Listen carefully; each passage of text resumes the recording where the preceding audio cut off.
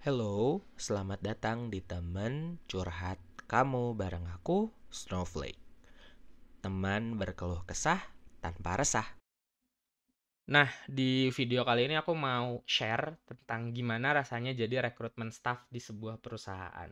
Karena aku pernah ngalamin ada di posisi ini, jadi sedikit banyaknya aku bisa gambarin ke kalian. Gimana sih proses or rasanya jadi ada di divisi rekrutmen itu. Nah, as a rekrutmen staff,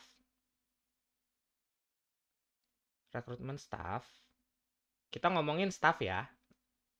Jadi, rekrutmen staff ini posisinya sebagai jembatan. Gitu. Jadi rekrutmen staff ini nggak bisa ambil keputusan. Ambil keputusan si kandidat diterima atau ditolak. Ini yang harus kalian tahu dulu ya.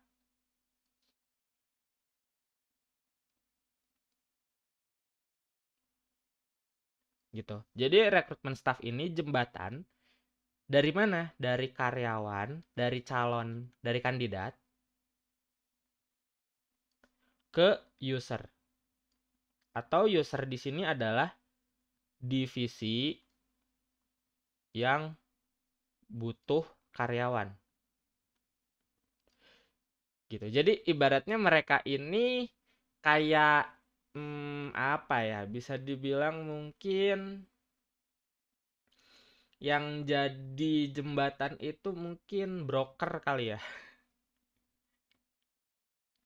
Broker gitu. Jadi misalnya broker di sini dalam artian misalnya gini. Ada orang yang butuh rumah dan di sini ada owner. Nah, orang yang butuh rumah datang ke broker. Broker ngehubungin owner. Rumah lu ada yang mau beli tuh. Oke, gimana? Nah, nanti owner yang mau beli rumah dan broker ketemu di tengah-tengah.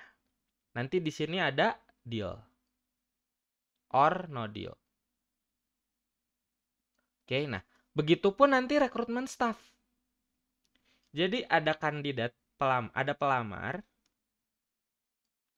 ada rekrutmen staff, ada di sini divisi yang butuh pekerjaan, divisi yang butuh pekerja.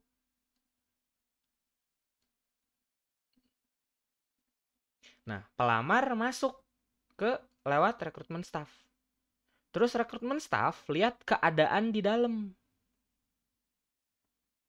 Keadaan, kebutuhan karyawan.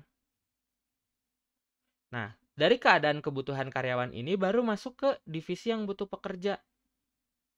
Misalnya, ada pelamar dengan kualifikasi untuk HR, misalnya HR rekrutmen lagi misalnya. Gitu. Nah, sebagai rekrutmen staff, dia nggak bisa nentuin apakah HR rekrutmen ini bisa masuk atau enggak gitu. Tapi nanti si rekrutmen staff ini ngeliat nih keadaan kebutuhan karyawan di perusahaan. Butuh HR rekrutmen lagi nggak? Nanti divisi yang butuh pekerja ini adalah divisi rekrutmen yang biasanya nanti ada di level minimal SPV sampai manager yang bilang, gue butuh HR rekrutmen 2 orang. Oke, nah nanti dari pelamar ini biasanya disortir nih. Ada sekitar misalnya yang ngelamar 50 gitu. Nah, si rekrutmen staff nyortir 50 lamaran. Untuk bisa dapat dua, seenggaknya dari 50 lamaran ini disortir jadi 10 orang. Gitu. Hitung-hitungannya biasanya tiap tiap rekrutmen staff beda-beda, tergantung kebutuhan juga dan tergantung karakteristik si orangnya juga gitu. Tergantung kebutuhan perusahaannya juga. Nah, dari 10 orang ini interview. Nah, hasil interview ini memilih 2 orang tercocok dan terbaik. Or bahasanya the fittest person for the job. Orang yang paling cocok untuk ngerjain pekerjaan itu sesuai karakteristik dan kebutuhan perusahaan untuk jabatan itu. Jadi kebayang nggak kalau kamu ada di posisi rekrutmen staff yang sebenarnya yang dibutuhinnya 2, tapi yang lamaran masuk itu 50 gitu. Dari 50 harus disortir ke 10 yang terbaik, dari 10 orang terbaik dan tercocok ya di sini. Jadi sebenarnya jadi terbaik untuk jadi pelamar terbaik itu menurut aku kurang tepat istilahnya. Yang tepat adalah the fittest, the fittest posisi, the fittest person gitu loh. The right man on the right place. Nah, itu yang dicari rekruter gitu.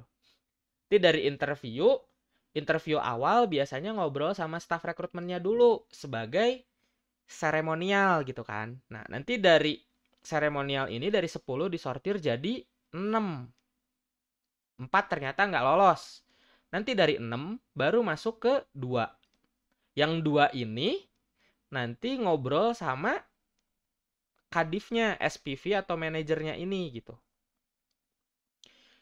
Atau ada juga yang dari interview ini, kalau misalnya perusahaannya masih sedikit, si orangnya langsung ditentuin dari 10 dipilih 2. Nah, ini tergantung sistem perusahaannya itu sendiri. Jadi pada dasarnya rekrutmen staff ini posisinya kejepit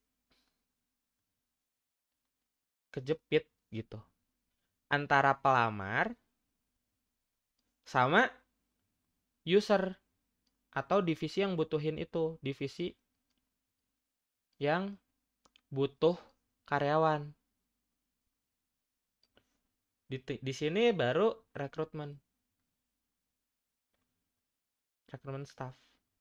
Dan rekrutmen staff nggak bisa ambil keputusan sendiri. Pada akhirnya, rekrutmen staff bisa milih karyawan atas rekomendasi user. Jadi nanti dari rekrutmen staff, pelamar yang masuk ke rekrutmen staff, terus nanti dari rekrutmen staff dibalikin lagi ke user, dari user ini dibalikin lagi ke rekrutmen staff, nanti rekrutmen staff ngobrol ke pelamar. Oke, yang diterima sekian orang, nanti kamu ngobrol sama ini, itu, sampai nanti akhirnya di tengah-tengah ini ada kontrak untuk orang yang paling cocok dan terbaik dari pelamar yang ada. Ada juga yang sama sekali, kalau misalnya sama sekali nggak ngerasa ada yang cocok, juga ada yang sama sekali nggak dipilih gitu loh. Jadi balik lagi, keputusan ada di sini. Jadi tolong buat nggak salahin rekrutmen staffnya. Cuman memang kadang karena yang masuk itu bisa sampai ribuan emailnya gitu ya. Si lamaran yang masuk ke sini tuh lamaran tuh bisa nyampe ribuan. Dan yang dipilih misalnya cuma 5. Jadi ya overwhelmed sama informasi si rekrutmen staff ini gitu.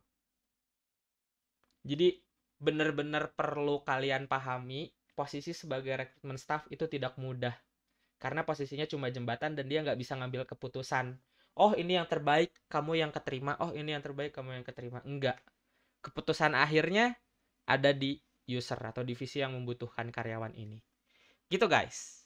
Itu posisi sebagai rekrutmen staff. Jadi mohon pengertiannya ya. Dan kalau nggak dipilih berarti memang kamu nggak cocok dan nggak dianggap terbaik dari pelamar yang ada. Karena itu yang dipilih untuk jadi karyawan di perusahaan itu. gitu. Oke.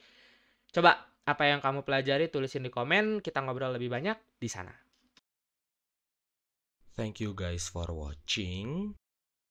Dan langsung aja subscribe, terus nyalain notifikasinya biar kamu nggak ketinggalan update video selanjutnya.